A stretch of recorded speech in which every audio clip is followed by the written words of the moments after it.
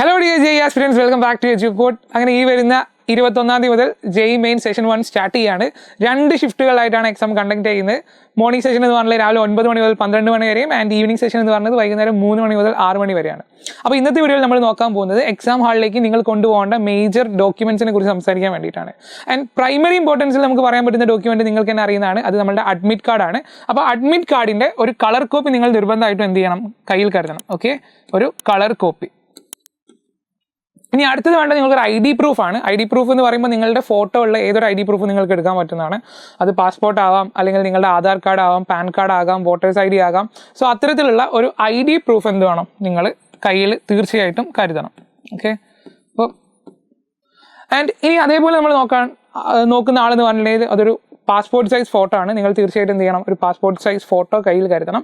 ശ്രദ്ധിക്കേണ്ട കാര്യം എന്താണെന്ന് വെച്ചിട്ടുണ്ടെങ്കിൽ ഈ പാസ്പോർട്ട് സൈസ് ഫോട്ടോ നിങ്ങൾ അഡ്മിഷൻ്റെ സമയത്ത് അഡ്മിറ്റ് കാർഡിൽ എന്താണോ നിങ്ങളുടെ പാസ്പോർട്ട് സൈസ് ഫോട്ടോ ആയിട്ടുള്ളത് അത് തന്നെയായിരിക്കണം നിങ്ങൾ കയ്യിൽ കരുതേണ്ട പാസ്പോർട്ട് സൈസ് ഫോട്ടോ എന്ന് പറഞ്ഞുള്ളത്. നിങ്ങൾ അഡ്മിറ്റ് കാർഡ് എടുക്കുകയാണെങ്കിൽ നിങ്ങൾക്ക് അവിടെ സൈൻ ചെയ്യാനുള്ള ഒരു ഓപ്ഷൻ കാണാം. നിങ്ങൾക്ക് എന്ത് ചെയ്യാം, ആദ്യം സൈൻ ചെയ്ത് അത് വെക്കാൻ സാധിക്കുന്നതാണ്. ഓക്കെ, അപ്പോൾ ഇതാണ് മേജറായിട്ട് നിങ്ങൾ ശ്രദ്ധിക്കേണ്ട ഡോക്യുമെൻറ്റ്സ് അല്ലെങ്കിൽ കൊണ്ടുപോകേണ്ട കാര്യങ്ങൾ എന്ന് പറഞ്ഞിട്ടുള്ളത്. ഓക്കെ, അപ്പോൾ അഡ്മിറ്റ് കാർഡ് ഉണ്ട്, ശ്രദ്ധിക്കേണ്ട കാര്യം കളർ കോപ്പി ആയിരിക്കണം.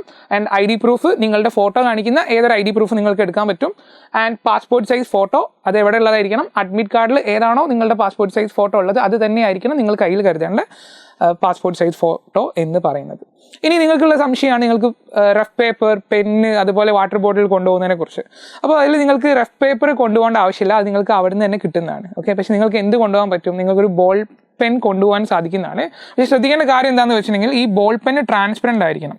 ഓക്കെ, ബോൾ പെന്ന് കൊണ്ടുപോകാൻ പറ്റുന്നതാണ്, പക്ഷേ ഇയാൾ എന്തായിരിക്കണം, ട്രാൻസ്പെറൻ്റ് ആയിരിക്കണം. അതേപോലെ തന്നെ നിങ്ങൾക്ക് എന്ത് ഉണ്ടാവും, വാട്ടർ ബോട്ടിൽ കൊണ്ടുപോകാൻ സാധിക്കുന്നതാണ്, പക്ഷേ അവിടെ ശ്രദ്ധിക്കേണ്ട എന്താണ്, അതും ഇതുപോലെ തന്നെ ട്രാൻസ്പെറൻ്റ് ആയിരിക്കണം.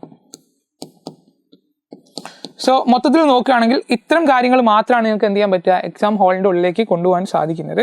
ഓക്കെ, ഇവർ രണ്ടാളും ട്രാൻസ്പെറൻ്റ് ആയിരിക്കണം.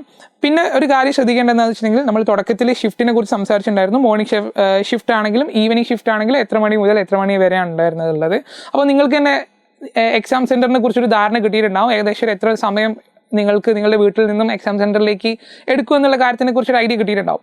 അപ്പം എത്രയും പെട്ടെന്ന് തന്നെ നിങ്ങൾ എന്ത് ചെയ്യാൻ നോക്കണം, നിങ്ങൾ എക്സാം ഹാളിൽ എത്താൻ നോക്കണം. പറഞ്ഞതിനെക്കാട്ടി ഒരു 10 മിനിറ്റ് മുന്നേ തന്നെ നിങ്ങൾ എന്ത് ചെയ്യാൻ നോക്കണം, എക്സാം ഹാളിൽ എത്താൻ നോക്കണം. കാരണം എക്സാം വളരെ ഇമ്പോർട്ടൻ്റ് ആണ്. കറക്റ്റ് ഒരു എക്സാക്ട് മൊമെൻറ്റ് നിങ്ങൾ പ്രെഡിക്റ്റ് ചെയ്തുകൊണ്ട് പോവാതിരിക്കുക. ആൻഡ് ഇതുപോലെ ശ്രദ്ധിക്കേണ്ട വേറൊരു കാര്യമാണ്, നിങ്ങൾക്ക് മോർണിംഗ് ഷിഫ്റ്റിനെ കുറിച്ചും ഈവനിങ് ഷിഫ്റ്റിനെ കുറിച്ചും നമ്മൾ ഓൾറെഡി സംസാരിച്ചിട്ടുണ്ടായിരുന്നു.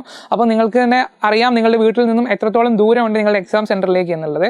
അപ്പോൾ നിങ്ങൾ പറഞ്ഞതിനെക്കാട്ടി ഒരു 10 മിനിറ്റ് 15 മിനിറ്റ് മുന്നേ എക്സാം സെൻറ്ററിൽ എത്തുന്ന രീതിയിൽ തന്നെ എന്ത് ചെയ്യണം, ആ രീതിയിൽ നിങ്ങൾ പ്ലാൻ ചെയ്തിരിക്കണം. ഓക്കെ, സോ ലാസ്റ്റ് മിനിറ്റിൽ എത്തുന്ന ആ ഒരു ടെൻഷൻ അടിച്ചെത്തുന്ന ആ ഒരു ആറ്റിറ്റ്യൂഡ് മാറ്റി വെക്കുക. നിങ്ങൾ ആദ്യം തന്നെ എത്തുക, കൂളായിട്ട് തന്നെ എന്ത് ചെയ്യുക, എക്സാം എഴുതാൻ നോക്കുക. സോ ഇത്തരത്തിലുള്ള കാര്യങ്ങളാണ് എക്സാമിന് വേണ്ടിയിട്ട് നമ്മൾ മെയിനായിട്ട് ശ്രദ്ധിക്കേണ്ടത്. Thank you for watching.